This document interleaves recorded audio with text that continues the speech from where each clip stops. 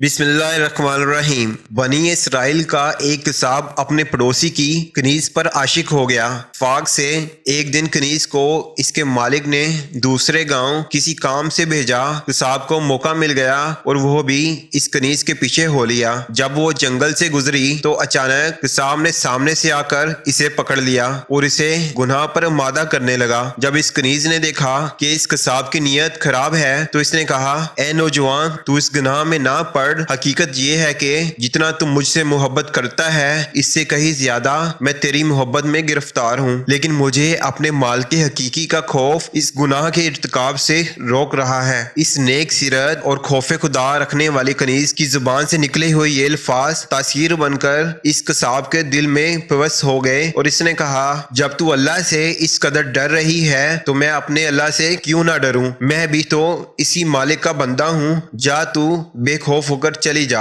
اتنا کہنے کے بعد اس قصاب نے اپنے گناہوں سے سچی توبہ کی اور واپس پلٹ گیا۔ راستے میں اسے شدید پیاس محسوس ہوئی، لیکن اس ویران جنگل میں کہیں پانی کا دور دور تک کوئی نشان نہ تھا۔ قریب تھا کہ گرمی اور پیاس کی شدت سے اس کا دم نکل جائے۔ اتنے میں اس زمانے کے نبی کا ایک قاصد ملا۔ جب اس نے قصاب کی یہ حالت دیکھی تو پوچھا، تجھے کیا پریشانی ہے؟ قصاب نے کہا، مجھے سخت پیاس لگی ہے۔ یہ سن کر قاصد نے کہا، آؤ ہم دونوں مل کر دعا کرتے ہیں کہ اللہ عز و جل ہم پر اپنی رحمت کے بادل بھیجے اور ہمیں سیراب کرے یہاں تک کہ ہم اپنی بستی میں داخل ہو جائیں۔ قصاب نے جب یہ سنا تو کہنے لگا، میرے پاس تو کوئی ایسا نیک عمل نہیں جس کا وسیلہ دے کر دعا کروں۔ آپ نیک شخص ہیں، آپ ہی دعا فرمائیں۔ اس قاصد نے کہا، ٹھیک ہے، میں دعا کرتا ہوں، تم آمین کہنا۔ پھر قاصد نے دعا کرنا شروع کی اور وہ قصاب آمین کہتا رہا۔ تھوڑی ہی دیر میں بادل کے ایک ٹکڑے نے ان دونوں کو ڈھانپ لیا اور وہ بادل کا ٹکڑا ان پر سایہ فگن ہو کر